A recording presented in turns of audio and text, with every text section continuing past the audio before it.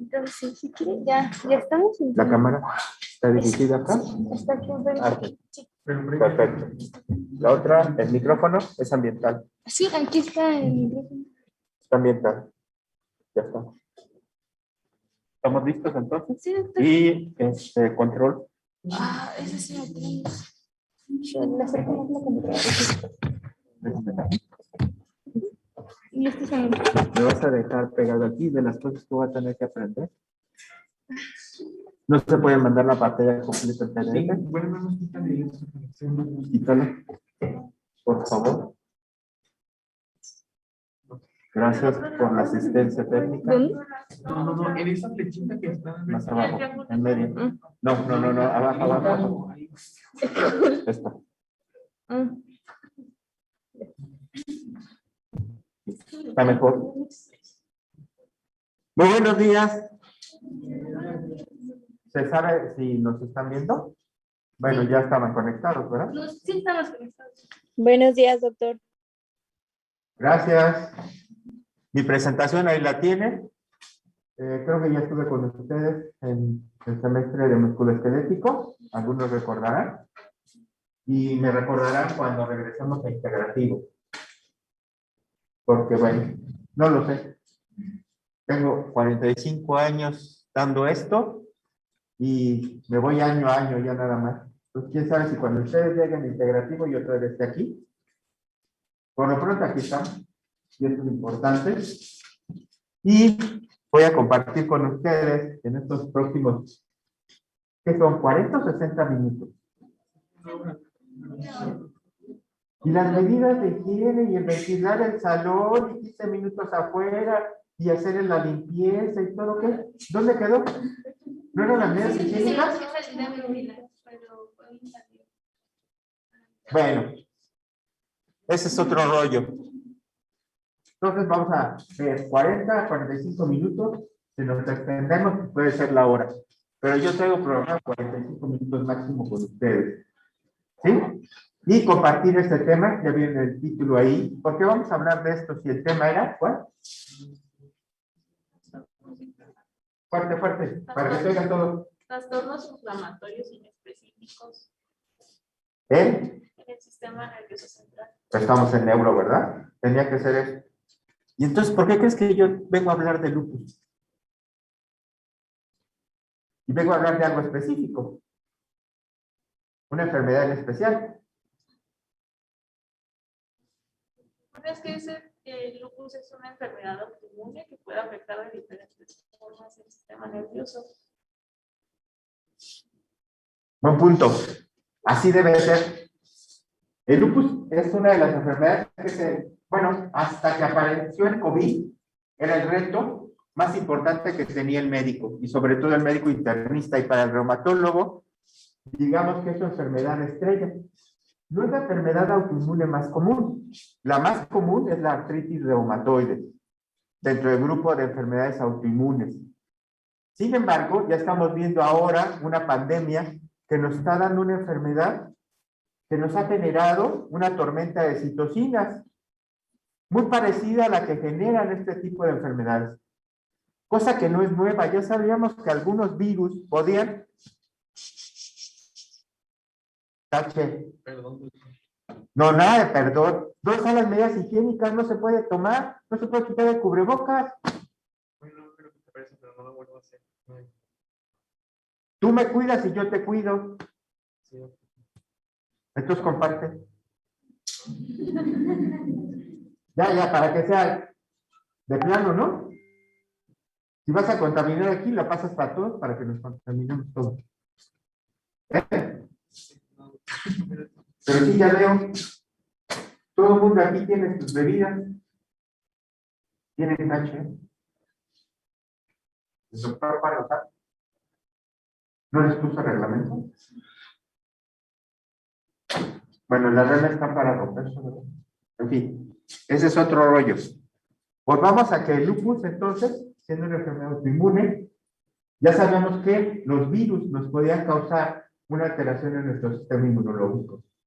De hecho, sabemos que nuestro sistema inmunológico responde ante cualquier cuerpo extraño, situación, sustancia extraña que entre. Es nuestra primera defensa.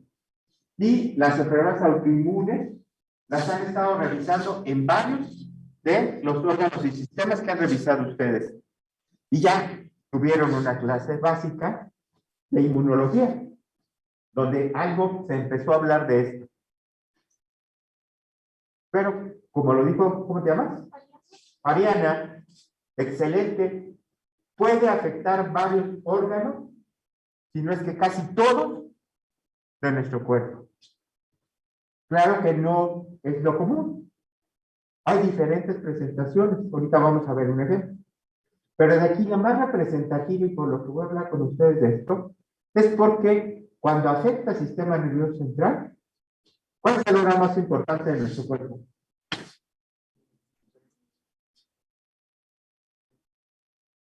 Dije uno, ya me dijiste dos. ¿Qué fue primero, el huevo o la gallina? ¿Qué es más importante, el corazón o el cerebro? Si no funciona el corazón, no funciona el cerebro.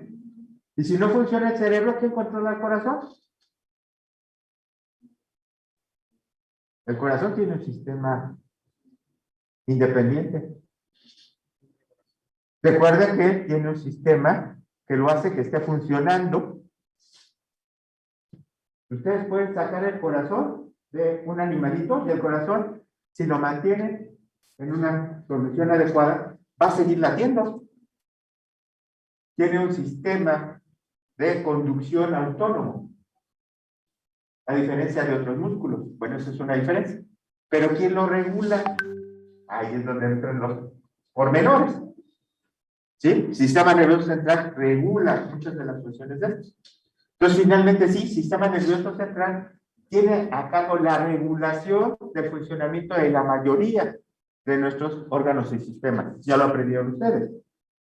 ¿Sí? Y nuestro corazón, nuestro cerebro puede, en un momento dado, tener muerte cerebral. Se puede mantener vivo. Pues en situaciones artificiales sí, te mantienes feliz, lo mantienes ventilado. Porque si no lo ventilas, ahí está. El pulmón entonces es importante o no. Pero también, ¿verdad? ¿Quién nos va a oxigenar? En fin, volvamos a aterrizar que sistema nervioso central y periférico tiene la organización del funcionamiento de nuestro cuerpo para que funcione adecuadamente y de forma independiente. No dependiente de aparatos, como se puede hacer en este caso cuando hay muerte cerebral. Entremos en temas. Vayamos. Tenemos un caso clínico. Vamos a aterrizarlo en el ejemplo que podemos ver todos los días. Y cada vez se habla más de las enfermedades autoinmunes, vuelvo a insistir. Y se piensa más en lupus, se piensa más en artritis reumatoide y otras enfermedades de tipo autoinmune. Más con la modalidad, otra vez, que tenemos de que estos virus pueden llegarnos y alterar. Aunque no se ha llegado a demostrar realmente la causa directa en estos, como se ha demostrado con los virus ahora y la tormenta de citocinas que ocasiona el deterioro de nuestro organismo y en forma rápida. Este caso es una chica que conocí hace algunos años, aquí, de la zona de El Bajío. Estaba casada en ese momento, ahora es divorciada. Ella es contable, originaria de Cortázar. ¿Alguien es de Victoria Cortázar? Nadie. Pero conocen el lugar. Está cerca. Es empleada bancaria y la referencia fue de medicina interna. ¿Por qué no la mandó a medicina interna? Bueno, ¿qué otras cosas tenía de particular? Antecedentes familiares no había, patológicos, no, quirúrgicos negativos. Era casada, no había tenido hijos, tenía una vida sexual activa, no tiene traumáticos, transfusionales ni alérgicos. Pero dentro de su historia del padecimiento actual, refieren que empezó con artritis de 1 año y medio de evolución. Y ya habían sido vista por un reumatólogo.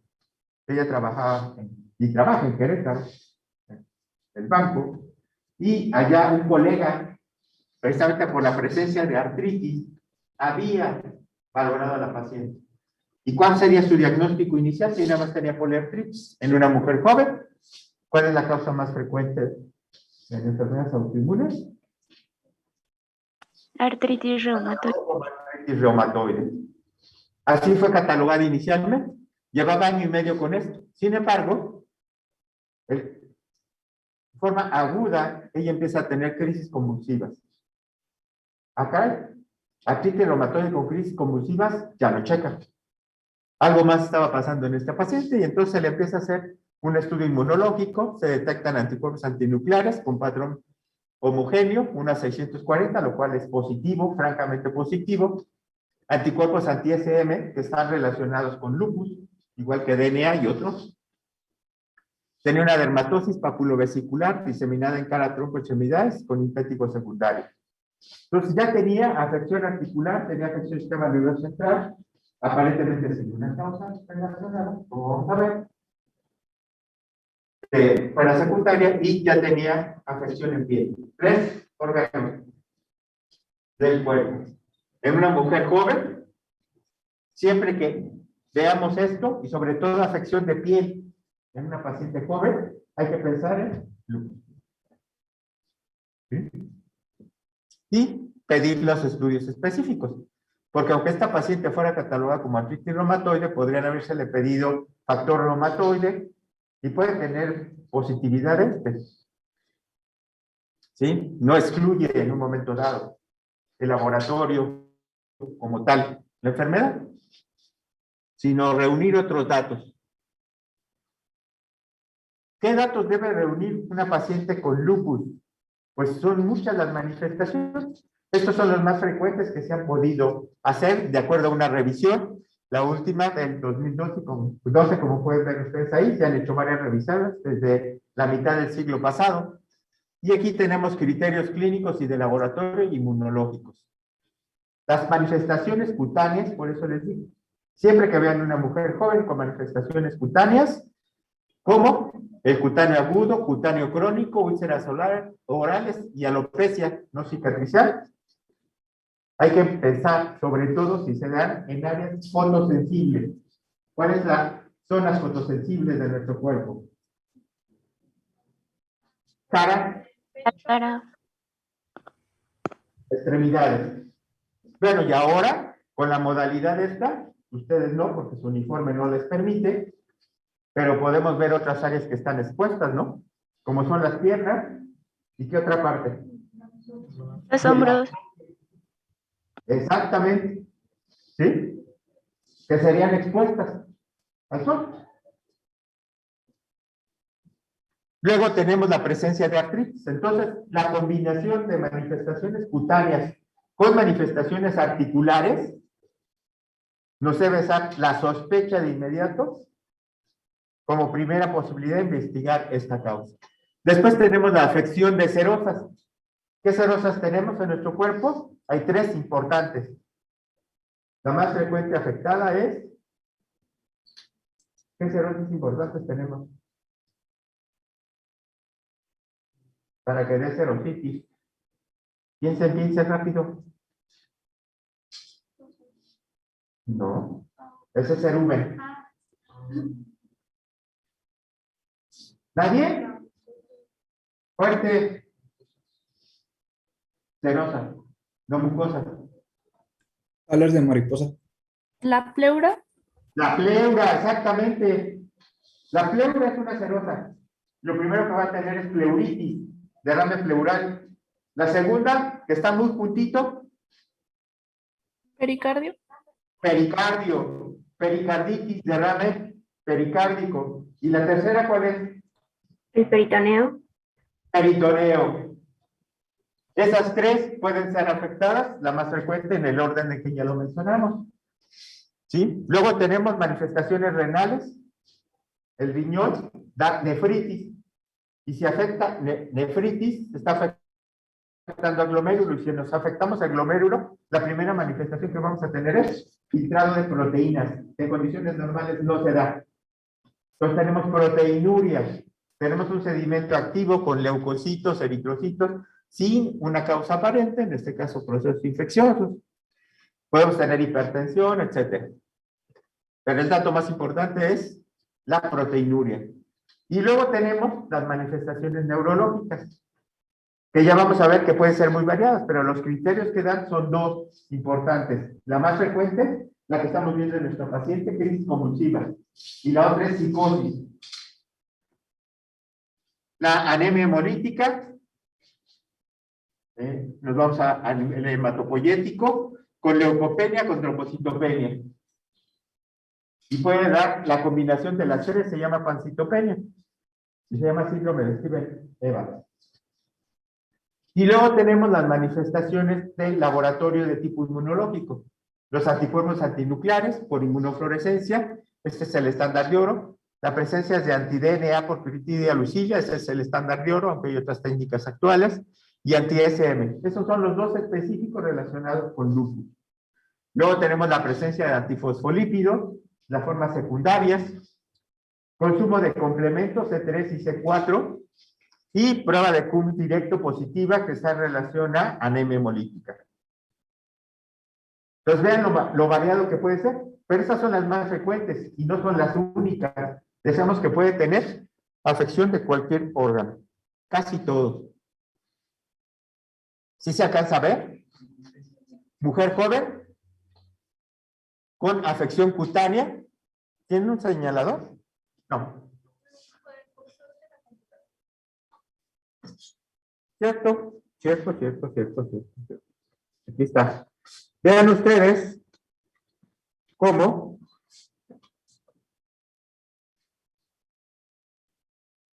es que aquí escogimos alguno. A ver. Está señalando. Bueno, aquí vean. Esta es una lesión discoide, es una lesión atrófica, esta es de hiperpigmentación. Esto es lo que estaba describiendo alguno de ustedes ahorita, que son en alas de mariposa, el famoso antifaz que va a dar. Vean cómo respeta los surcos nasogenianos, cómo respeta las zonas perioculares, la frente, pero la raíz del pelo está afectada. Los pabellones auriculares se alcanzan a ver que también están afectados. ¿Sí?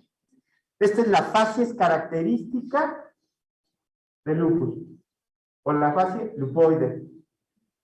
Pero no es la más común, desafortunadamente.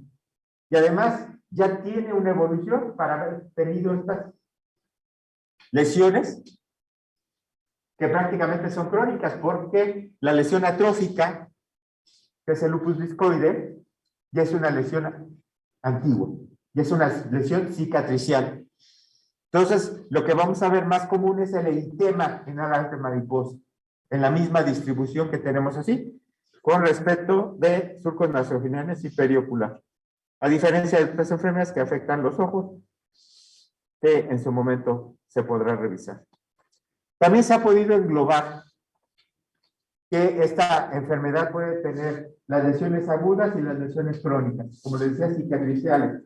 Las lesiones agudas, se ha creado un índice de actividad ya validado, y es importante, se los traje porque en este se da un porcentaje, un número que es sumatorio de acuerdo a la manifestación que tiene, y se habla de la actividad de acuerdo a las manifestaciones que va teniendo. Y de las que se consideran más graves o importantes como manifestaciones son las neurológicas.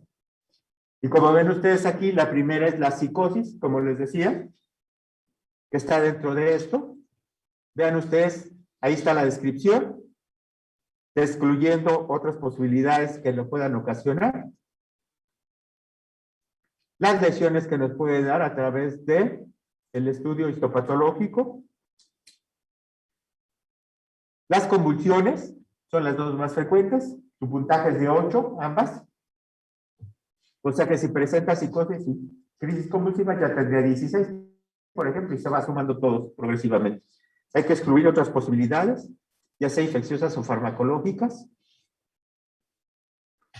Tenemos un acceso muy fácil al sistema nervioso central que se llama, ¿qué imagen es esa?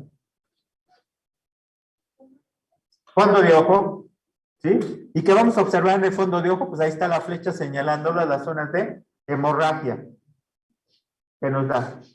¿Ustedes ya han hecho fondo de ojo? ¿No? pues alguna práctica deberían de tener antes de terminar esto, seguramente. ¿Ya tienen su estuche de diagnóstico? ¿Sí? Entonces tienen un oftalmoscopio. Ese es el que van a empezar a aprender a utilizar y a practicar. Y esto es de observar, observar, observar, observar. Y ver primero lo normal para después ver lo anormal, como es característico en esto. Entonces nosotros podemos tener acceso de fondo de ojo para poder observar cuando hay manifestaciones neurológicas. Hay otros que no están catalogados dentro de los criterios más frecuentes, pero que se pueden dar en el paciente y que se consideran como actividad, como es el síndrome orgánico cerebral. Afección de la función mental con alteración de la orientación, memoria y otras funciones intelectuales. De inicio rápido y hallazgos clínicos fluctuantes, en ausencia de cualquier otra enfermedad. También se le da un valor de 8 a la manifestación. Las lesiones que nos dan a través de los estudios de imagen. Otra manifestación que nos puede dar es la mononeuritis múltiple. De inicio reciente, déficit motor o sensorial en uno o varios de los pares craneales o nervios periféricos. ¿Sí? Y que no tengamos una causa aparente de la misma. También se clasifica con 8 de puntaje. Otra de las lesiones por imagen. La mielitis transversa es otra manifestación neurológica que puede dar. Inicio reciente de paraplegia o trastorno de control de esfínteres vesical y rectal. Otra vez, hay que excluir otras posibilidades, otras causas, y el puntaje es de 8.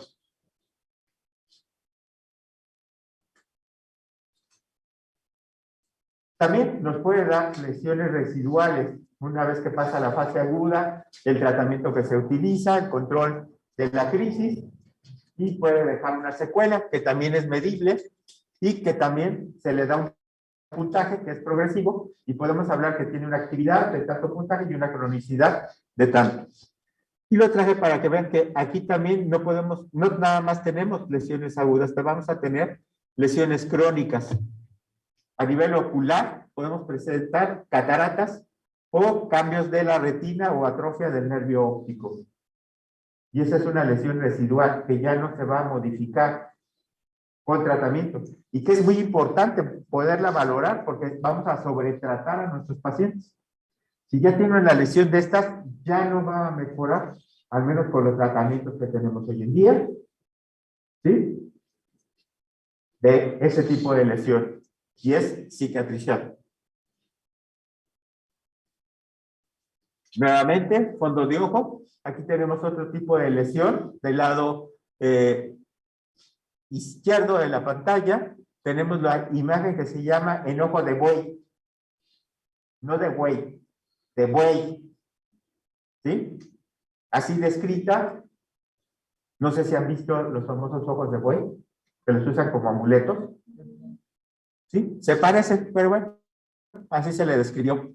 Y esta es una lesión cicatricial, pero que está relacionada con el tratamiento que usamos para este tipo de enfermedades, que es el uso de cloroquinas. Las cloroquinas se utilizan desde hace muchos años como antipalúrico y se ha utilizado para las manifestaciones cutáneas que tiene el lupus.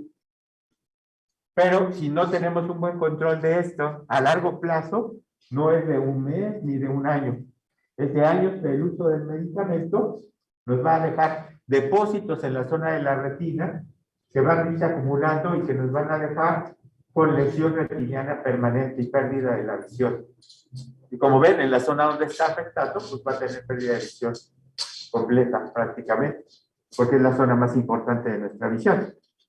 ¿Sí? Y esta ya no es recuperable. Por eso es muy importante tener un seguimiento en estos pacientes, no nada más por la enfermedad, sino por los tratamientos que usamos en la enfermedad, que pueden causar daño también. Otra manifestación de las secuelas que nos puede dejar en nuestro paciente son trastornos cognitivos.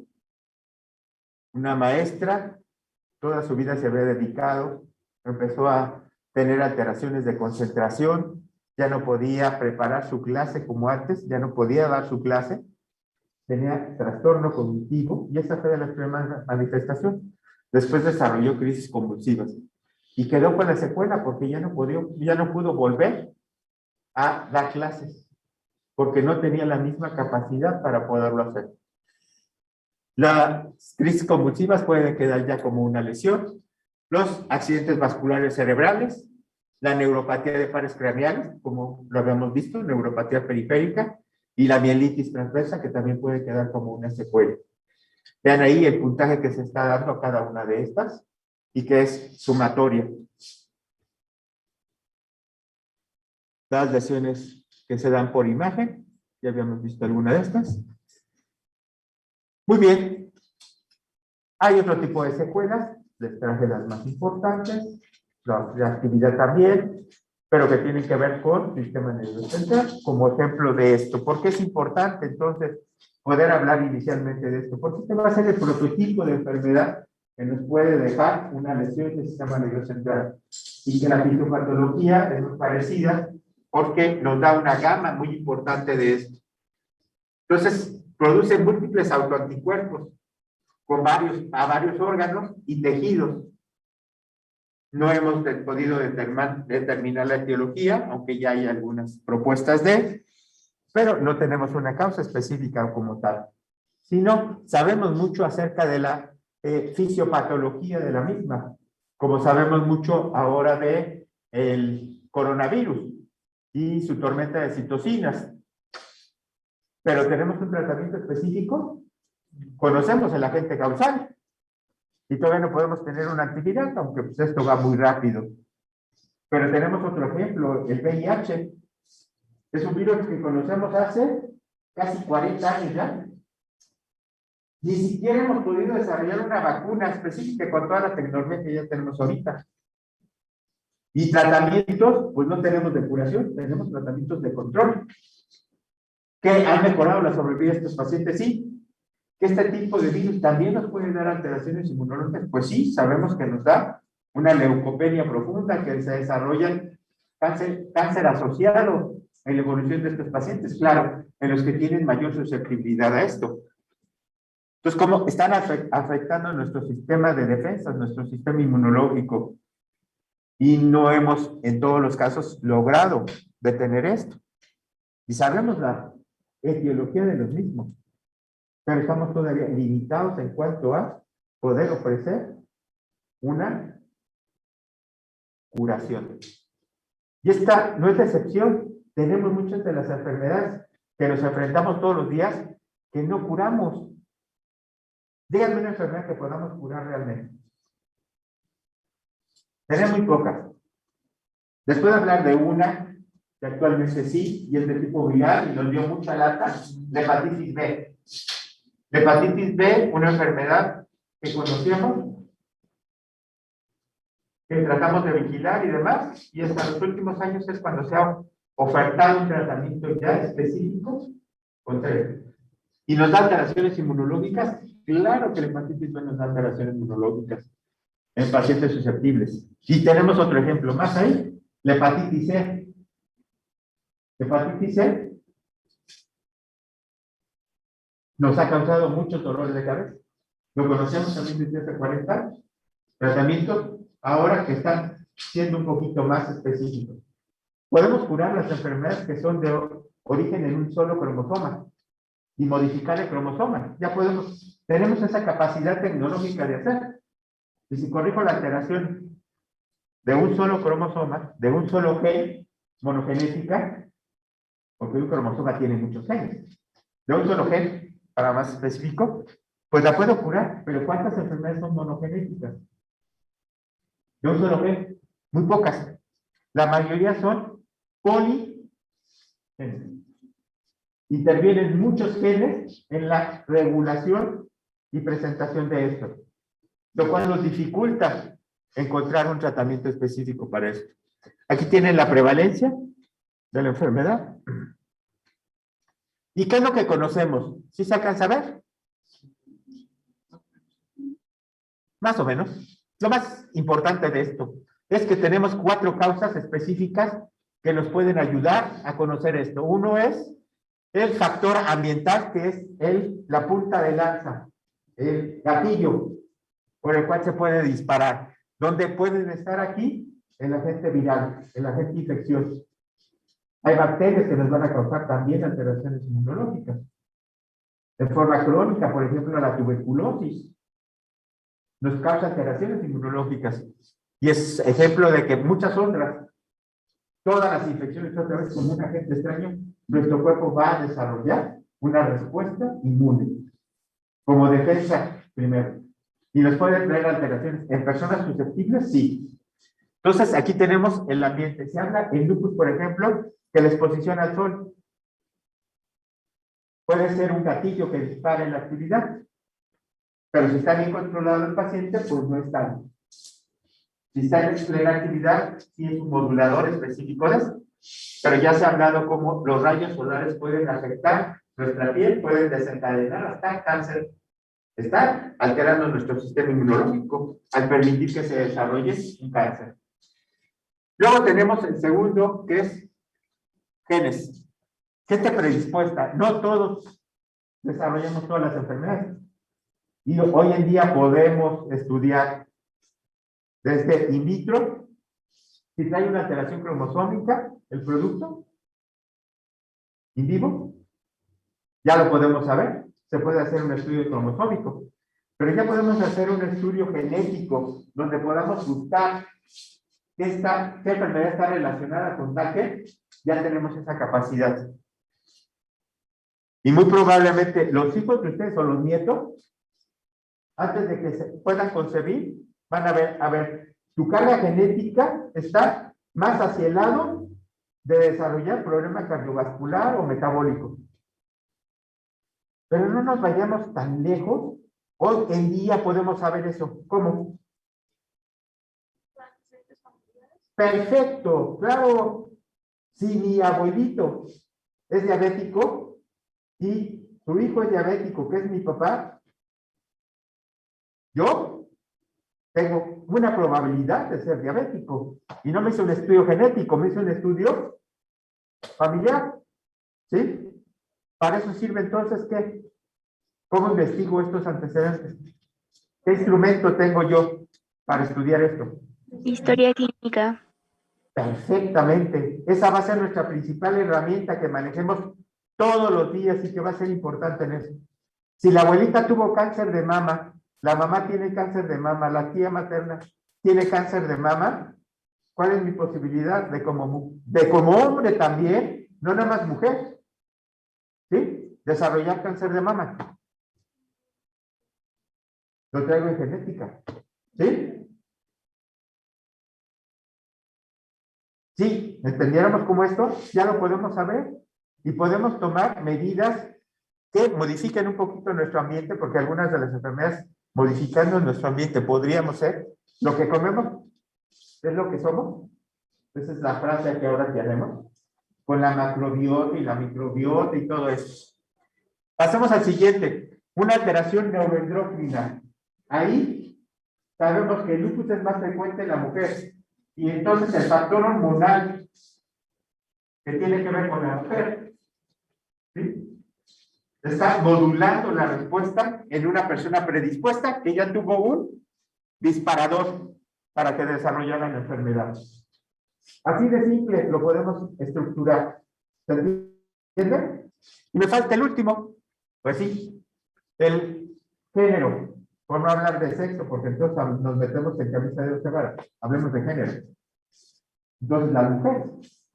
Entonces, el sistema neuroendocrino también sabemos que tiene una modificación. No nada más responde a las hormonas. Pues sabemos, por ejemplo, que la vitamina D, ¿saben para qué sirve? ¿Para qué? ¿La qué? Eso, muy bien. Pues es lo que conocíamos. Pero es una vitamina, es un cofactor D. Pero hoy en día estamos hablando que la vitamina D puede ser un cofactor hormonal, porque se le han encontrado muchas otras funciones y relacionada con otras enfermedades, incluso el cáncer y las enfermedades autoinmunes, y que funciona como un neuromodulador también. Claro, tenemos otras hormonas en nuestro cuerpo que son neuromoduladores de esto. Entonces, también aquí estamos jugando el papel importante. Es mujer con una alteración neuromoral, con una predisposición genética y un disparador para desarrollarla. Ahí tenemos la presencia de la enfermedad. Después de esto se baja en lo que ustedes ya estudiaron en inmunología. La presencia de células B, células T y las células presentadoras de antígeno. Que juegan el papel muy importante en cuál es la respuesta inmune inicial de nuestro organismo, porque aquí hay una disregulación en cómo funcionan estos para la formación de autoanticuerpos, la depuración de los mismos, la formación de complejos inmunes que vayamos a el daño al órgano blanco. Y cualquiera de nuestros órganos, vuelvo a insistir, puede ser afectado, de cabeza a pies, de forma directa o indirecta. Por eso es tan fascinante cuando uno se mete y estudia el lupus. Y es el reto del internista, es el reto del reumatólogo, y de que ve, no nada más esta, sino otras enfermedades con esa misma sistemática de enfermedad autoinmune, porque es un grupo de enfermedades donde están catalogados estos. Dejémoslo así, sencillito, ya ustedes se irán involucrando y conociendo un poquito más acerca de esto conforme vayan revisando otras de estas. Cuando hacemos la revisión de casos de pacientes con lupus, con enfermedad autoinmune y sus manifestaciones neurológicas, ya hemos visto que es muy variada la presentación. Entonces, fíjense que hay otro tipo de presentaciones que no había hablado yo. Por ejemplo, la meningitis aséptica. Es otra enfermedad relacionada. No es la común, pero se puede presentar en nuestro paciente. Si ya tiene el diagnóstico de lupus y tiene datos sugestivos de esto, pues hay que pensar en que esté, excluyendo el proceso infeccioso o la utilización de drogas. Siempre es eso. Ya vimos de la enfermedad cerebrovascular, las desmineralizantes como la mielitis, la mielopatía, las convulsiones, los estados confusionales, desórdenes de ansiedad, que podrían ser mucho más sencillos, disfunción cognitiva, ya se los había mencionado, desórdenes de conducta y psicosis. Vean entonces lo variado que puede ser la afección del sistema nervioso. Si hablamos de enfermedad cerebrovascular, la frecuencia de esto, pero vean la cefalea, nada más el simple dolor de cabeza, con migraña, con aura o sin aura, cefalea tensional, por hipertensión endocraniana, por mononeuropatía, con corea, con polineuropatía o con convulsión. Y ustedes ya hicieron una revisión de cefaleas, ¿cierto? ¿No? ¿No han visto cefaleas? ¿No han visto dolor de cabeza? Es para el final. ¿Sí? Es para el final. ¿Es para el final en su cronograma? Sí. Muy bien. Pues no es la más frecuente.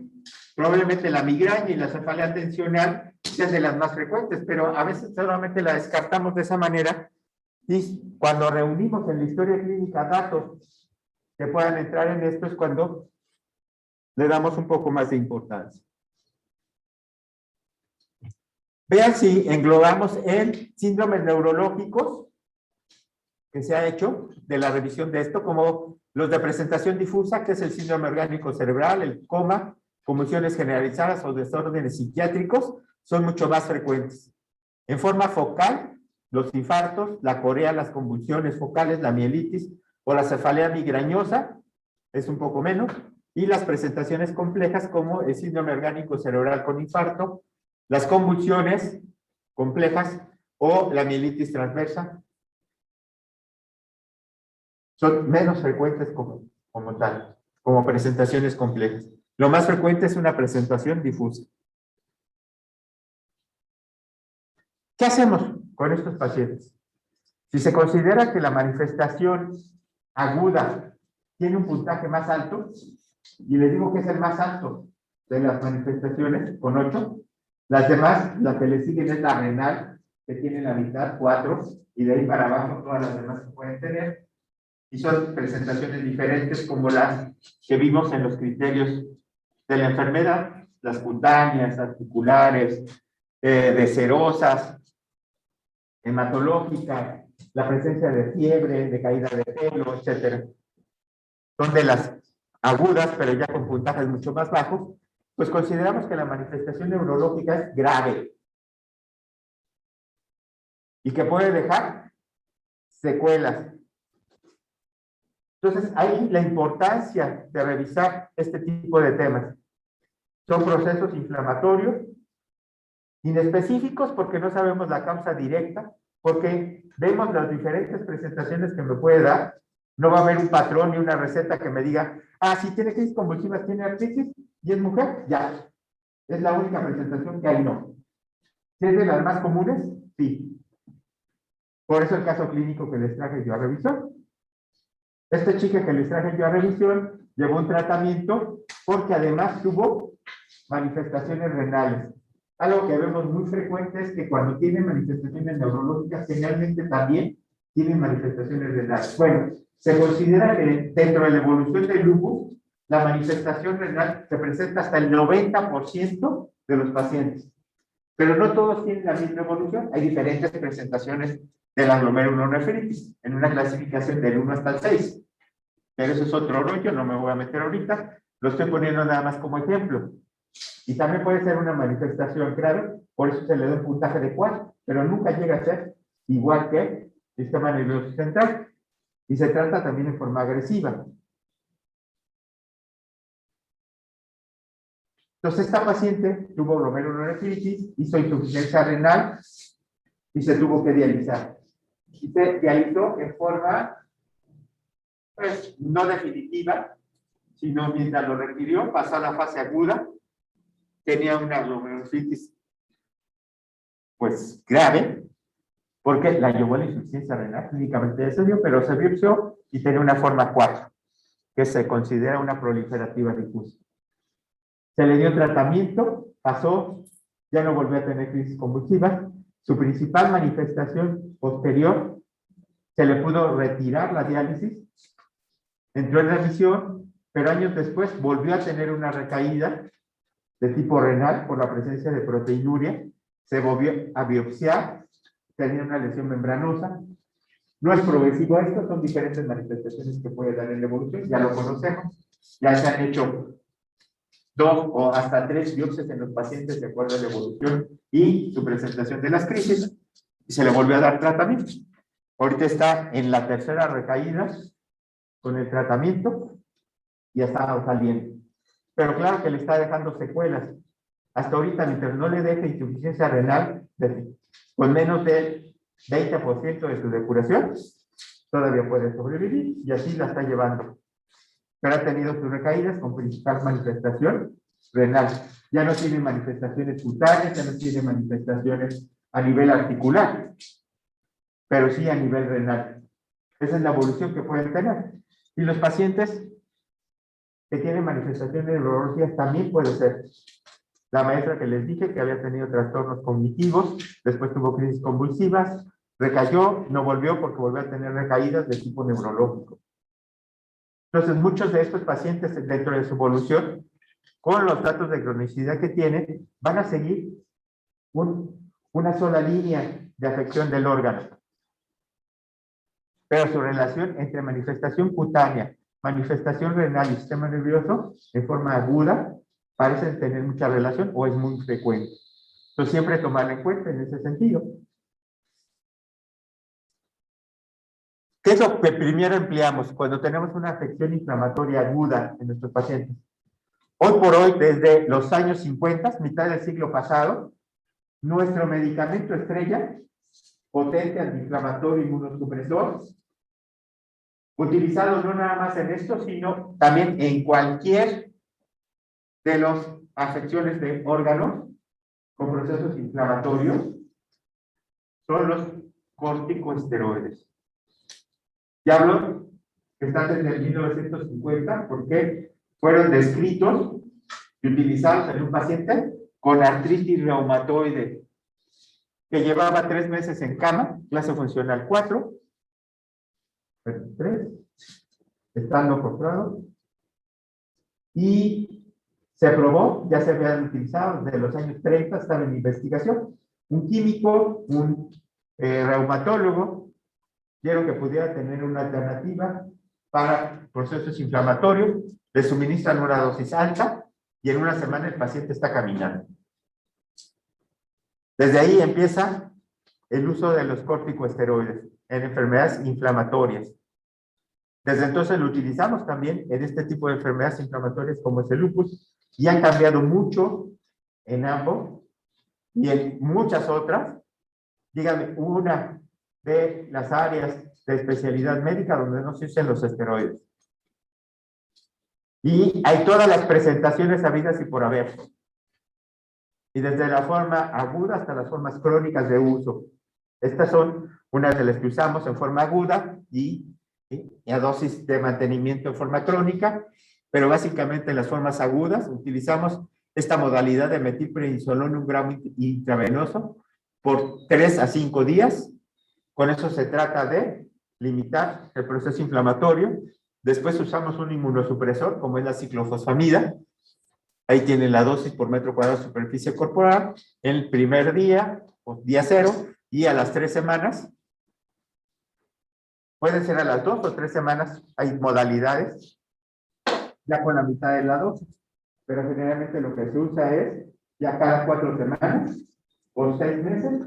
Después, en forma trimestral, por otros 6 meses. Y después se cambia otro inmunosupresor en el primer año, porque tiene efectos colaterales de ciclofosfamida que hay que vigilar también. ¿Sí? También en este se dio después de esto un mantenimiento de un esteroide por vía oral de 1 a 2 miligramos por kilo por día. Generalmente es 1 miligramo. Y esto se puede mantener las siguientes 6 a 12 semanas. Y se va reduciendo en forma progresiva. Se usa tratamiento sintomático, en este caso, pues, anticonvulsivos, mientras lo requiere. Cuando no responde tan rápido a los esteroides, se puede hacer la féresis, utilizar tratamientos experimentales, y hoy en día tenemos cada vez más el uso de tratamientos contra una área específica del proceso inflamatorio, que conocemos muy bien, de la cascada de inflamación, donde intervienen las interleucinas.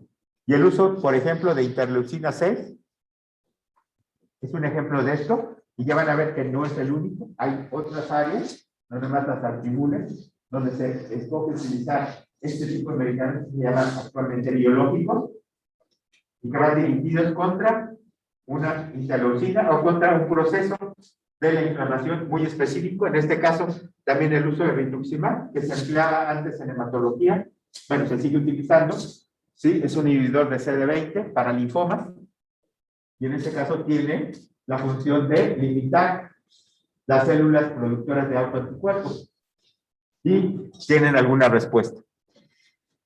Siempre hay que pensar que estos pacientes pueden tener también infección agregada. La inmunosupresión que estamos ocasionando es muy importante. De tal manera que si hay una infección agregada, primero hay que tratar la infección y después dar el tratamiento. O concomitantemente, para evitar que el proceso infeccioso nos vaya a ganar. ¿Sí? ¿Cómo andamos de tiempo? ¿Para la hora? Sí, me extendí más. Faltando. Eso es todo por hoy. Les agradezco la atención. Espero que esto les dé nada más una semillita que les siembre para que ustedes sigan involucrándose un poquito en las enfermedades autoinmunes. En este caso, ahora el sistema nervioso central, y ya revisarán más adelante, no una, les puedo insistir que van a revisar 3 o 4 veces más. Todo esto, una vez que entren en la fase 2, vuelven a revisar en medicina interna temas, se van internado, vuelven a revisar temas, se van a servicio social y tienen que revisar otra vez temas y van a presentar examen, tanto para titulación como para áreas de especialidad. Entonces, hay mucho tiempo por delante para aprender más de esto. Y si se dedican a esta área de la medicina interna, bienvenidos. Aunque, como médicos, pues vamos a hacer medicina interna. ¿Sí? Vamos a tratar de ver de todo y siempre tener el conocimiento básico de esto es útil.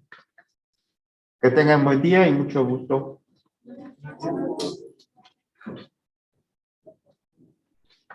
Ya es todo, chicos. Pueden desconectarse. Gracias, doctor.